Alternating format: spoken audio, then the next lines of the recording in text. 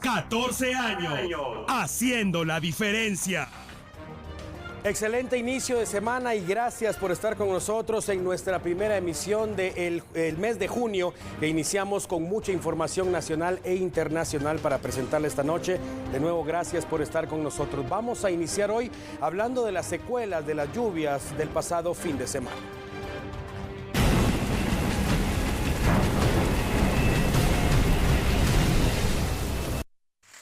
El fin de semana fue un déjà vu. Muchos recordaron lo que ocurrió hace 10 años con la tormenta Ágata. Una vez más, el país fue afectado por un fenómeno natural que provocó estragos en distintas regiones. No llovió de manera torrencial en la mayor parte de Guatemala, pero hablamos de al menos 24 horas de lluvia continua. 50,000 personas se vieron afectadas. Hubo desbordamiento de ríos, desprendimientos de tierra, inundaciones, deslaves, árboles y postes derribados, entre otras cosas. Guatemala, es evidente que no estamos preparados para soportar algo como esto. El invierno apenas inició y ya hablamos de personas afectadas, viviendas con daño moderado y severo. Y lo peor, insisto, apenas inició el invierno.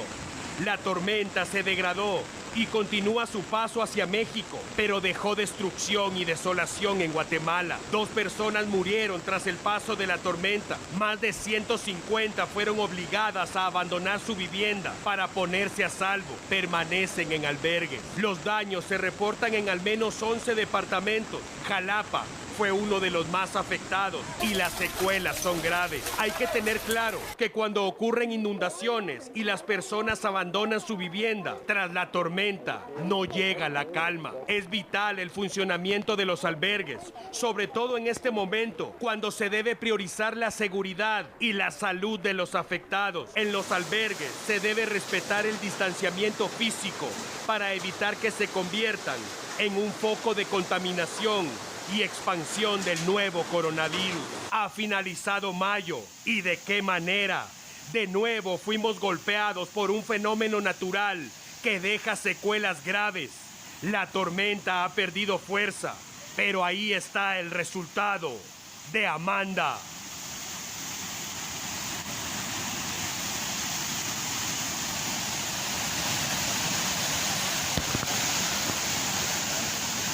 Y es que las lluvias del pasado fin de semana provocaron emergencias en distintas carreteras. También se reportó el colapso de tragantes. Esto causó inundaciones en diferentes departamentos.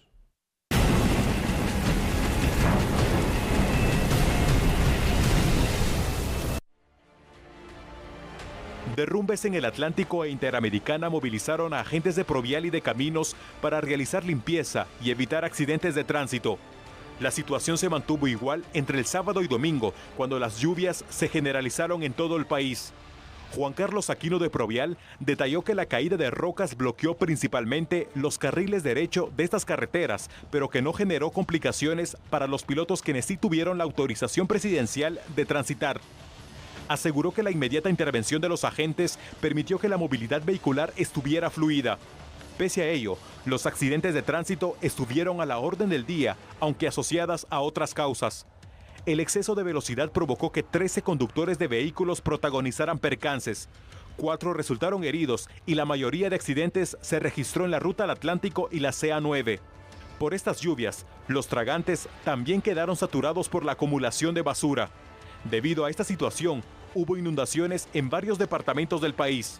En la capital, las autoridades municipales informaron que alrededor de 1,200 trabajadores se encuentran realizando jornadas de limpieza para evitar el colapso de las calles. Solo hoy, los empleados encontraron bolsas plásticas, costales, catres, colchones, entre otros objetos que impidieron el paso del agua. El trabajo que realizan también incluye la eliminación de basureros clandestinos que continúan identificando en la ciudad.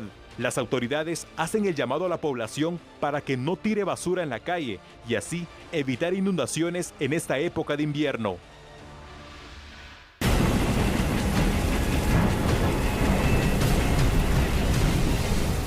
Impresionante y lamentable realmente las secuelas de la tormenta Amanda. Afortunadamente se empezó a desvanecer, continúa su marcha hacia México, pero ya vio usted las secuelas que ha dejado en nuestro país. Seguimos hablando del tema, tenemos comunicación en este momento con el portavoz de la Conred, es el licenciado David de León. Gracias por atender la llamada de T13 Noticias. El consolidado de daños, sabemos de que las cifras se van moviendo conforme el paso de las horas. A esta hora, David, ¿de qué cantidad de personas damnificadas hablamos debido a las lluvias de los últimos días?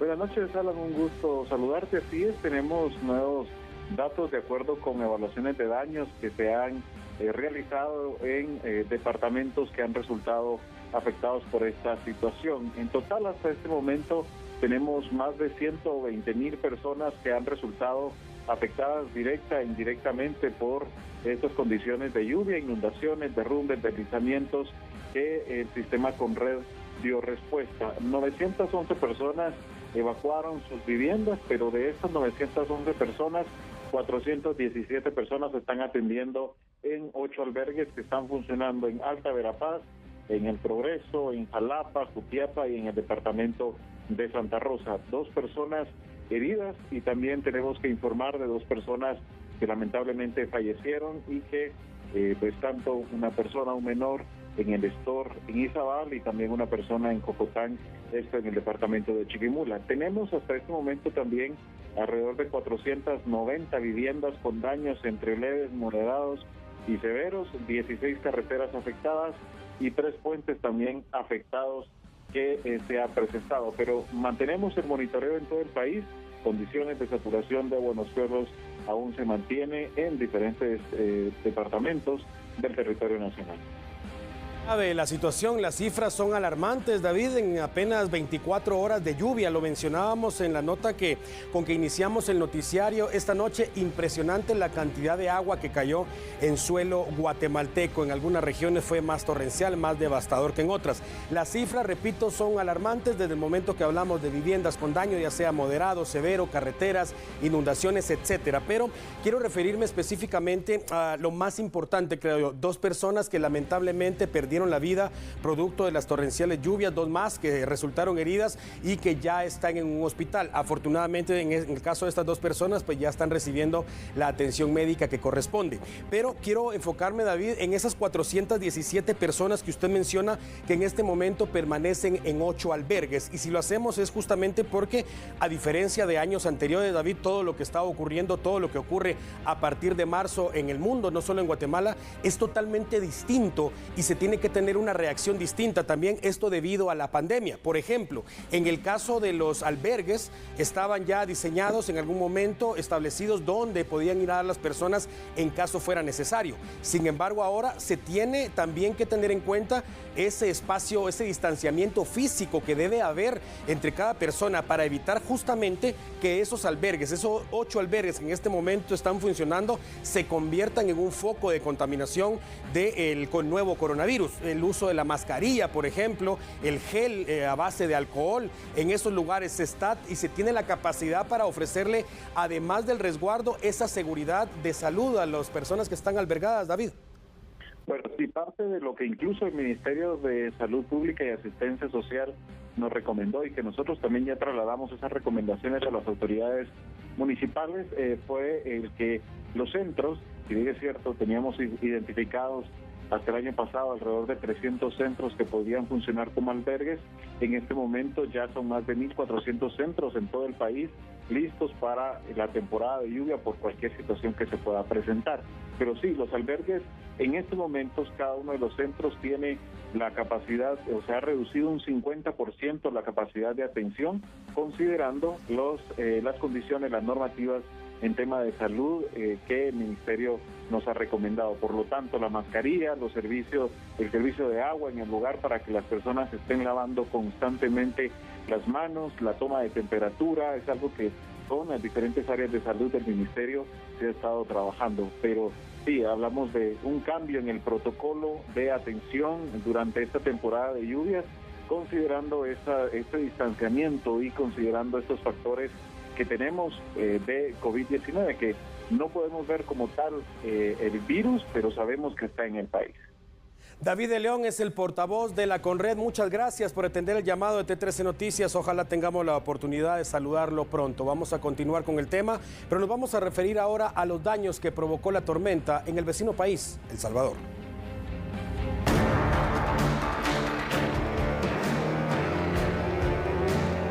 La tormenta tropical Amanda dejó serios daños y víctimas mortales en El Salvador. Según el recuento de las autoridades de protección civil, 14 personas perdieron la vida, 4,000 fueron evacuadas y 50 viviendas quedaron destruidas. Además, las correntadas de agua arrastraron varios vehículos en San Salvador. El presidente de ese país, Nayib Bukele, decretó estado de emergencia por 15 días y ordenó el despliegue de ayuda humanitaria a los más afectados. Para las autoridades municipales de la capital, la situación supone una emergencia dentro de otra emergencia en referencia al coronavirus. El Ministerio de Salud de El Salvador activó la alerta roja y anunció que preparan medidas para atención de víctimas de la temporada de invierno 2020. En medio de esa época lluviosa, el COVID-19 ya deja 2.582 personas infectadas en el país vecino y dentro de esa cifra, 46 han fallecido y 1.063 se han recuperado. Impactantes imágenes también de lo que ha ocurrido en El Salvador y mucha atención porque justo por lo que ha pasado en nuestro país derivado de esta tormenta tropical, las aduanas también han reabierto. Hablamos entre Guatemala y El Salvador. Los servicios aduaneros con El Salvador fueron reactivados tras el paso de la tormenta tropical Amanda. Tras inspeccionar el nivel del río, las autoridades aduaneras de El Salvador dieron a conocer que se recibió el aval técnico del Ministerio de Obras Públicas y del Fondo de Conservación Vial para reiniciar el tránsito por el puente Arce que conecta con Guatemala. Mientras se realizan los trámites correspondientes, pilotos de vehículos del transporte pesado cargados con productos perecederos esperaban cruzar la frontera. Al volver, las cifras de la pandemia. Y más adelante, toque de queda, día 72. 14 años, haciendo la diferencia.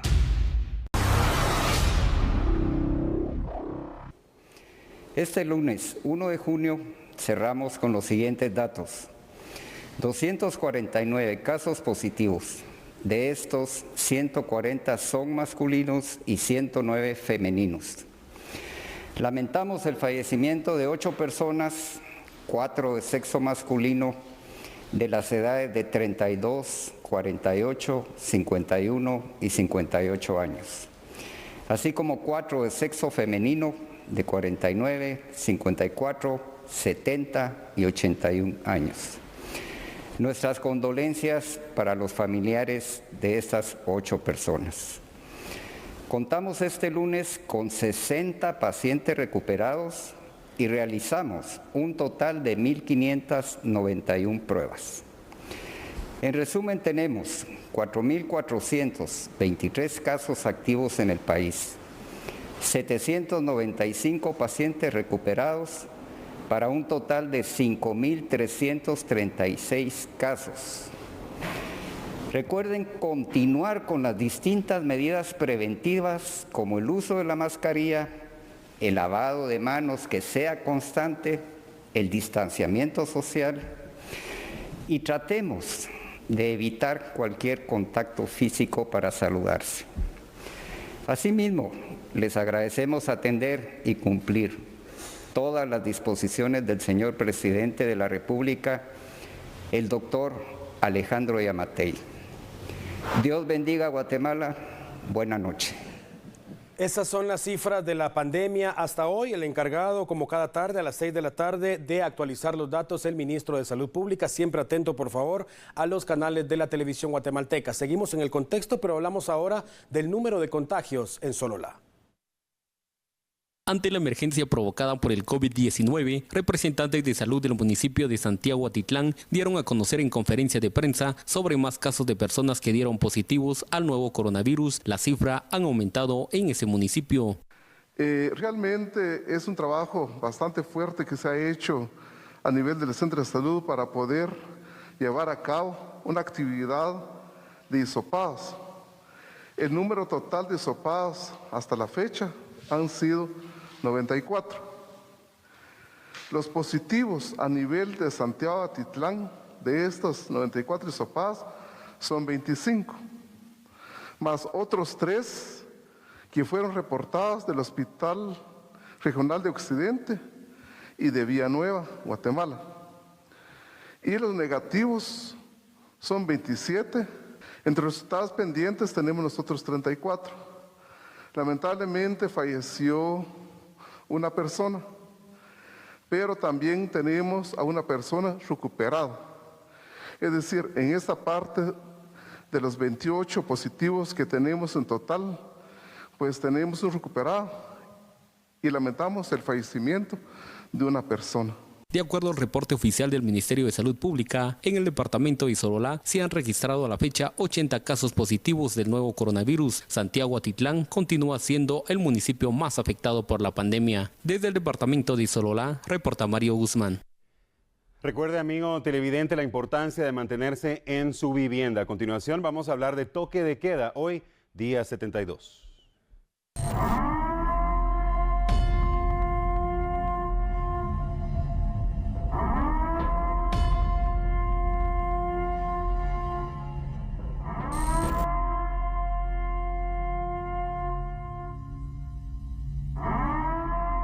Pasan los días y la restricción sigue vigente. Ha sufrido algunas modificaciones, eso sí, pero insisto, sigue vigente el toque de queda. Anoche, el presidente de Guatemala indicó que esta semana el toque de queda inicia a las 6 de la tarde y se extiende hasta las 5 de la mañana del día siguiente. Es importante tenerlo claro, porque siempre surgen muchas dudas. Todos podemos circular sin problema desde las 5 de la mañana hasta las 6 de la tarde. Quien sea sorprendido después de las 6 de la tarde corre el riesgo de ser arrestado si no justifica por qué no está en su casa. El mandatario también dijo que la disposición estará vigente toda la semana, lo que quiere decir que el próximo fin de semana el país no estará cerrado. Todos podemos circular, repito, hasta las 6 de la tarde. Habrá tiendas, panaderías y tortillerías. Los mercados y supermercados pueden abrir de lunes a domingo, de 6 de la mañana a 4 de la tarde. Y la ley seca, ojo con esto, inicia a las 3 de la tarde. O sea, que puede comprarse sus traguitos e irse para la casa tranquilo. No vaya a ser sorprendido en la calle, porque igual lo pueden arrestar. El uso de la mascarilla sigue siendo obligatorio y la sanción económica va desde los 7,000 hasta los 150,000 quetzales para quien sea sorprendido en un lugar público sin ella. Por favor, permanezca en su vivienda. El contagio de esta enfermedad sigue siendo grave y seguramente continuará de la misma manera. Los hospitales están llegando a su capacidad máxima y es cada vez más complicado para los médicos que están haciendo su mejor esfuerzo. Por favor, permanezca en su vivienda. Esta vez no habrá necesidad de 3 cartones de huevos para 2 días. Y por favor, tampoco acapare toda la cerveza. Sea responsable y deje algo para los demás. Las medidas para la mitigación del virus siguen vigentes, Guatemala. Toque de queda, día 72. Ya lo sabe, por favor, permanezca en su vivienda. Vamos con otro de los temas importantes en los últimos días y se trata de la decisión que tomó el presidente de la República, Alejandro Yamatei, debido a un conflicto que se mantiene entre pobladores de 2 comunidades de Sololá. Este sábado, en conferencia de prensa, el presidente Alejandro Yamatei decretó estado de sitio en 3 municipios de acá de Sololá, siendo ellos Santa Lucía Odatlán, el municipio de Nahualá y Santa Catarina Ixtahuacán. Esto por los conflictos que se han registrado desde varios años. Las autoridades también reportaron la captura de 32 personas durante 46 allanamientos en esos municipios, donde localizaron 4 pistolas, 4 escopetas, un revólver, un arma artesanal, 1.376 municiones, un chaleco antibalas, teléfono teléfonos celulares y 63.460 en dinero en efectivo como logro de los allanamientos durante estos 3 días de estado de sitio. Además, las fuerzas especiales de la Policía Nacional Civil incautaron más de 50 morteros en la entrada de la aldea Chirijosh de Santa Catarina, Ixtahuacán. Según el numeral 2 del decreto, el estado de sitio es por considerar que se han realizado una serie de acciones que afectan el orden, la gobernabilidad y la seguridad de los habitantes derivado de la disputa de los territorios. Las víctimas más recientes fueron una madre y su hija. Ambas murieron calcinadas cuando desconocidos prendieron fuego a una de las habitaciones de su casa en Nahualá.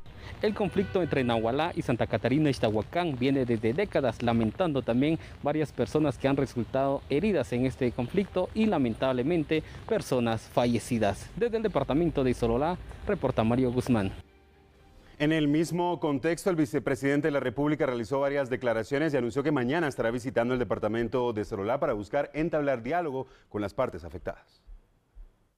Muy preocupados realmente con ese conflicto que es pues de muchos años atrás. Bastantes comisiones se han integrado para encontrarle alguna solución, pero los problemas persisten. Yo mañana tengo una reunión, en efecto, tal cual lo manifestó el señor presidente. Voy a movilizarme a ambos municipios en una primera visita de acercamiento con ellos. No es el proceso de diálogo ya el que estaríamos iniciando, sino solamente manifestarles nuestra preocupación, porque es que se ha actuado hasta el día de hoy en las condiciones que ustedes han visto, y poder sentar ya una mesa para dialogar. Ahí, miren, lo que más esperamos es la voluntad no solo de las autoridades locales, que la tienen para poder sentarnos en una mesa y encontrar solución, sino también de todas las personas, porque pues la información que se tiene es que son otros grupos los que han estado interesados en generar ese tipo de zozobra y esos conflictos, y es en lo que también hay que poner atención. Así que mañana tendremos una primera reunión con ambos alcaldes, sus consejos y algunos de los grupos que los están apoyando en estos procesos de diálogo de forma independiente, para luego pues iniciar con el proceso. Hablamos ahora del personal de la Cruz Roja guatemalteca. Muchas de estas personas han tenido contacto directo para poder trasladar a las personas que lamentablemente han resultado ser portadoras del virus, y el virus terminó afectándolos. Como Cruz Roja guatemalteca hemos estado realizando diversas acciones humanitarias en estrecha coordinación con el Ministerio de Salud Pública y Asistencia Social para darle respuesta a la emergencia sanitaria que se registra en nuestro país derivado del COVID-19. Aunque todo nuestro personal ha estado utilizando el equipo de protección personal adecuado y estableciendo los protocolos de seguridad, el día sábado se nos fue notificado que 2 miembros de la sede central ubicada en Ciudad de Guatemala dieron positivo a la prueba de COVID-19. Es por ello que se ha tomado la decisión de cerrar por 15 días las oficinas centrales y las clínicas médicas ubicadas en Ciudad de Guatemala, esto como medida de prevención. Adicionalmente, todo el personal que ha tenido contacto directo e indirecto con estas 2 personas han sido puestos en cuarentena de forma preventiva. Estaremos retomando labores en las oficinas centrales y en las clínicas médicas de Ciudad de Guatemala a partir del día 15 de junio. Nuestro servicio de ambulancia a nivel nacional continúa activo las 24 horas del día para brindarle asistencia a la población guatemalteca. Regreso, amigo televidente, gracias por continuar con nosotros. Vamos con más información, y por su importancia nos vamos ahora fuera de nuestras fronteras y nos vamos a ubicar en los Estados Unidos de Norteamérica para hablar de la situación que se está viviendo en este lugar después de la muerte de un afroamericano a manos de la policía.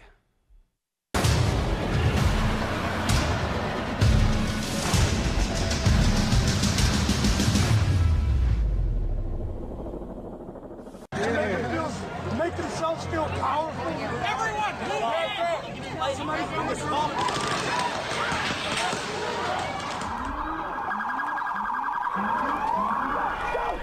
Go!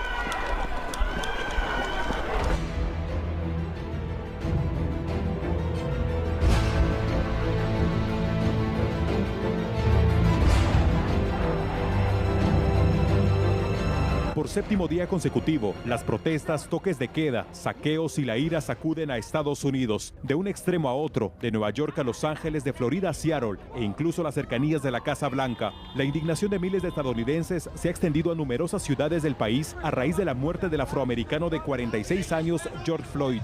El gobierno ha desplegado a miembros de la Guardia Nacional a los puntos de protestas, lo que ha provocado enfrentamientos. En las últimas horas, el ambiente tenso en Washington obligó al Servicio de Inteligencia de Estados Unidos a trasladar al presidente Donald Trump y otros miembros del gobierno a un búnker de la Casa Blanca. Este lugar recibe el nombre del Centro Presidencial de Emergencias y es una infraestructura a prueba de explosivos y es utilizado cuando la seguridad de un mandatario se ve amenazada. Según fuentes oficiales, hasta hoy, más de 200 personas habían sido capturadas por las fuerzas de seguridad en distintas ciudades. También se reportaban importantes daños a la infraestructura pública y saqueo de comercios. El presidente Trump culpó a los izquierdistas radicales de organizar estas violentas protestas.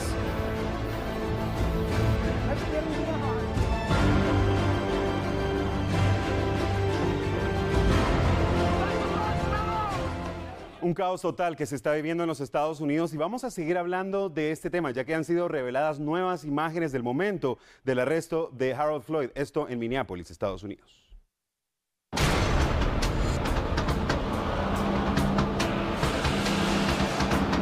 Nuevas imágenes han salido a luz del arresto de George Floyd en la ciudad de Minneapolis del estado de Minnesota. El diario The New York Times tuvo acceso al material grabado por las cámaras de seguridad ubicadas en los alrededores del lugar de los hechos. Según las narraciones, Floyd fue obligado por la policía a bajarse de un vehículo estacionado donde estaba con otros amigos. Minutos antes, los agentes habían recibido la denuncia de un trabajador de un supermercado que culpaba a Floyd de comprar cajas de cigarrillos con un billete falso de $20. Aparentemente, el afroamericano se encontraba en estado de ebriedad.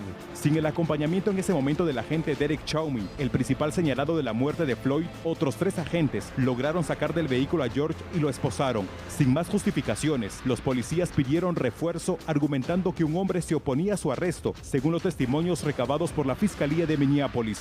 Fue en ese momento cuando apareció en escena el agente Derek Chauvin y tal y como muestran esas imágenes, fue uno de los que botó al suelo a George Floyd. Él y otros 2 agentes lo inmovilizaron. Sin embargo, fue el propio Derek quien utilizó su rodilla para apretarle el cuello. De acuerdo a la información oficial, por espacio de 25 minutos lo mantuvo así, pese a que el afroamericano le pedía que lo dejara respirar. En el audio ambiente se escucha a Floyd pedir ayuda a su mamá. Mama, get up and get in the car right. Quienes grababan estos videos se indignaron y exigieron a los agentes que lo soltaran. Cuando notaron que ya no se movía, pidieron la ayuda de los bomberos. Lo evaluaron, pero parecía haber muerto. En estado inconsciente fue subido a una camilla y llevado en una ambulancia hacia un centro asistencial donde se reportó su deceso 1 hora más tarde. Los agentes involucrados en el hecho fueron despedidos y Derek Chauvin fue arrestado el pasado viernes, acusado de homicidio en 3er grado. Este lunes estaba prevista la audiencia, pero un juez la reprogramó para la próxima semana. El policía se encuentra en una cárcel de máxima seguridad. Seguimos con noticias internacionales, pero vamos a hablar del pánico que provoca un brote de ébola en medio de la pandemia del coronavirus. Ya le contamos dónde y cuál es el resultado. La Organización Mundial de la Salud confirmó este lunes un nuevo brote de ébola en la República Democrática del Congo en medio de la emergencia por la pandemia del coronavirus. El director de la OMS, Tedros Adhanom, detalló que se han detectado 6 casos de ébola en la provincia de ese país africano y que se activó la alerta sanitaria para identificar a más sospechosos. Este brote es un recordatorio de que el COVID-19 no es la única amenaza para la salud que enfrentan las personas, advirtió el funcionario desde Ginebra, Suiza. Por su parte, el ministro de Salud del Congo detalló que hasta la fecha hay 4 personas fallecidas a causa de la epidemia. Pese a que la OMS había declarado el fin del virus del ébola en el Congo, el surgimiento de la enfermedad pone en alerta a las instancias sanitarias internacionales. Los primeros síntomas de esta enfermedad son fiebre, dolor de cabeza, dolor muscular y escalofríos. Más adelante es posible experimentar hemorragias que pueden provocar vómitos o tos con sangre. Atención, las autoridades ya están coordinando un vuelo de emergencia. Esto para poder llevar a personas de nacionalidad mexicana que han quedado en nuestro país durante la pandemia. Las autoridades de la Embajada de México en Guatemala dieron a conocer la coordinación de vuelos quienes quedaron varados en Guatemala desde que iniciaron las acciones para la contención del COVID-19. De ser aprobado, se prevé que sea el próximo 17 de junio que inicien estos vuelos. Quienes deseen información pueden comunicarse al teléfono 5555-1266 o al correo electrónico a publicogua@sr.gov.mx. El pasado 16 de mayo se había coordinado un vuelo de rescate, pero debido a la emergencia tuvo que posponerse. Por aparte, el 24 de abril fueron retornados más de 40 mexicanos y ciudadanos de otras 20 nacionalidades, incluyendo guatemaltecos, quienes hicieron escala para llegar a Estados Unidos. Seguimos hablando de la pandemia y nos vamos a ubicar ahora en el departamento de Quetzaltenango. Hay muchas personas en aquel lugar que son asintomáticas al virus. Ya las autoridades han decidido que pueden estar al tanto de estas personas, pero desde su vivienda. El director del área de salud en Quetzaltenango, doctor Juan Nájera, dio a conocer que a partir de esta semana cambia la mecánica para atender a pacientes con COVID-19. Estas medidas son específicamente para los pacientes asintomáticos, quienes tendrán que realizar su cuarentena de manera muy responsable en su vivienda, debido a la saturación de pacientes en los hospitales, y en el caso de mostrar síntomas de dificultad al respirar, serán internados inmediatamente en los hospitales que atienden esta emergencia. Vamos a estar manejando los casos detectablemente positivos. De forma asintomática los vamos a estar manejando en su casa, ya no los vamos a estar trasladando a hospitales. ¿Cuál va a ser el seguimiento que se les va a dar a ellos que estén en casa, doctor? Bueno, las acciones de vigilancia se tienen que implementar de parte del sistema de salud, pero lamentablemente no somos muchos. Nuestro recurso humano no va a ser capaz para estar dando seguimiento a tantas personas. Como ciudadanos responsables, como ciudadanos conscientes, debemos de ser garantes del autocuidado de nuestra salud. Debemos de sensibilizarnos y responsabilizarnos en el sentido de que tengo que cuidarme, pues, y no esperar que otra persona me tenga que cuidar cuando yo mismo puedo cuidarme. Si la población adquiere un grado de sensibilización de esa magnitud, los casos pueden ser manejados intradomiciliarmente sin repercusión alguna. Es cuestión de conciencia, es cuestión de responsabilidad, es cuestión de sensibilidad y de sentido común. Autoridades de salud recomiendan resguardarse en esta época de lluvia para evitar síntomas de gripe que son similares al COVID-19. Nos ubicamos ahora en el departamento de Sololá y es que personal de salud ha denunciado agresión por parte de algunos pobladores de ese lugar. Mario Guzmán, nuestro corresponsal, con los detalles. Personal de salud de la cabecera de Sololá dio a conocer este día en conferencia de prensa sobre las supuestas agresiones al personal de salud en el municipio de Santiago Atitlán, previo a que en ese lugar se han aumentado los casos de COVID-19. De tal manera que el personal de salud ha sido agredido psicológicamente, ha sido agredido verbalmente, con tal sentido de sacarlos del municipio de Santiago Atitlán. Entre ellos tenemos enfermeros, médicos, trabajadores sociales, técnicos en salud rural, inspectores de saneamiento ambiental, enfermeras profesionales y personal operativo que estamos enfrentando esta situación. Asimismo, el CAIMI que tenemos en Santiago, ayer por la noche, tuvo serios enfrentamientos con tal de sacar al personal de salud y les dieron unos minutos nada más, si no es que una hora, para que pudieran desalojar el CAIMI que tenemos en Santiago Atitlán. A raíz de esa situación de violación de los derechos humanos, toma la decisión de desalojar a todo el personal de salud del distrito de Santiago Atitlán, hasta nueva orden, con el objetivo de resguardar la integridad física, psicológica de los compañeros y que no queremos, realmente no queremos que les hagan ningún daño a ellos. Ahora el Centro de Operaciones de Emergencia estará al servicio de la población comandado por el jefe DIL, mientras se establecerá una mesa de diálogo con las autoridades correspondientes para darle una pronta solución a este problema. Desde el departamento de Sololá, reporta Mario Guzmán. Estamos de regreso, amigo televidente. Mucha atención porque vamos ahora con otro tipo de noticias. Tenemos que hablar de un aparatoso accidente de tránsito, una tragedia reportada en la avenida Petapa, en la zona 12 capitalina. Esto le costó la vida al piloto de una motocicleta tras quedar atrapado en las llantas de un tráiler. Según testigos, fue impactado por el conductor de un pick-up, perdió el control y terminó bajo el pesado vehículo. Pese al esfuerzo de los bomberos, lamentablemente el daño ya estaba hecho. Vamos ahora con otro tipo de información. Atención, nos ubicamos en Zacatepeques y tenemos que hablar ahora de importantes incautaciones. Vea las imágenes.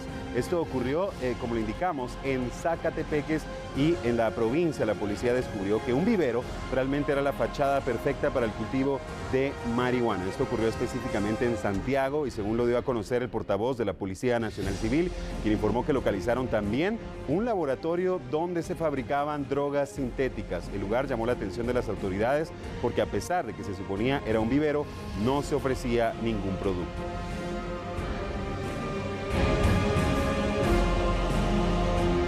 Atención también a esta noticia, tenemos que hablar de un deceso, esto a las puertas de un hospital. Mucha atención y vea usted las imágenes. Frente al área de emergencia del Hospital Nacional de Amatitlán murió una mujer de 72 años. Ella viajaba en un vehículo negro junto a su hijo y su nuera, quienes indicaron que pretendían ingresar al hospital para una revisión médica de la víctima, pero en el trayecto sufrió un paro cardiorrespiratorio. Llegando a la entrada del hospital, falleció dentro del automóvil. Fue identificada como Merarda Monterroso, quien padecía problemas del corazón. El personal del hospital llamó a las autoridades del Ministerio Público para retirar el cuerpo y procesar la escena. Los fiscales llegaron minutos más tarde y realizaron el trabajo respectivo. El cuerpo fue trasladado a la morgue del INASIF Central, donde familiares llegaron a recogerlo para darle cristiana sepultura. En jurisdicción de Chimaltenango ocurrió un ataque armado con saldo trágico y en jurisdicción de Zacatepeques los bomberos procedieron al rescate del cadáver de un hombre. Este es el resultado de un ataque armado que ocurrió la tarde de este lunes en la colonia Santa Ana, zona 6 de Chimaltenango. Era un hombre no identificado quien sufrió múltiples impactos de bala y murió en el instante. La emergencia fue atendida por bomberos municipales departamentales, quienes no brindaron mayores detalles sobre la víctima. Los agentes policiales acordonaron el área, mientras el personal del Ministerio Público realizaba su trabajo. De momento se desconoce por qué asesinaron a este hombre y quiénes pueden estar detrás del hecho. Esta es otra emergencia atendida por bomberos municipales departamentales. Se trata del rescate de un cadáver en el río Chuacorral, jurisdicción de la aldea Sorsoya 2, San Lucas, Zacatepeques. Los socorristas informaron que era un hombre de 30 años aproximadamente, quien fue trasladado a una morgue de Antigua Guatemala como XX. La alerta fue emitida por los vecinos cuando vieron flotar el cadáver en las aguas. El Ministerio Público investiga si hubo mano criminal en el deceso. Lamentablemente seguimos con malas noticias. A continuación lo ponemos al tanto de dos ataques armados. Uno de ellos ocurrió en la provincia, el segundo en un municipio aledaño a la capital.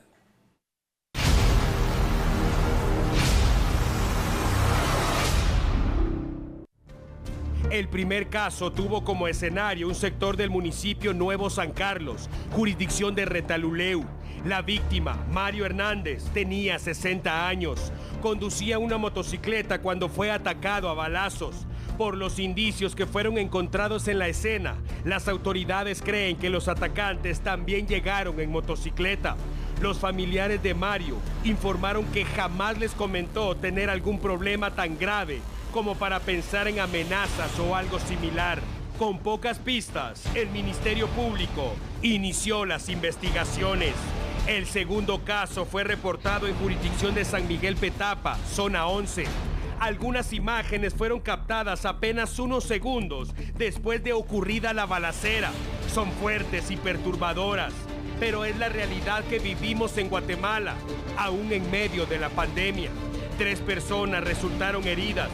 Leslie Dayana Vargas Domínguez, de 23 años, y Josué Daniel Elías fueron llevados en estado delicado a la emergencia del Hospital Roosevelt. Los bomberos hicieron su trabajo, pero lamentablemente ya no pudieron restablecer los signos vitales de Óscar Alexander Vargas Domínguez. Su cadáver quedó en la calle, su sangre se derramó sobre el asfalto y su familia le ruega al Señor por su descanso eterno. ¿Quiénes son estos 3 jóvenes? ¿Por qué les dispararon? ¿Quién dio la orden? ¿Por qué en ese lugar? ¿A qué se dedican? Hay muchas preguntas, pero de momento, pocas respuestas.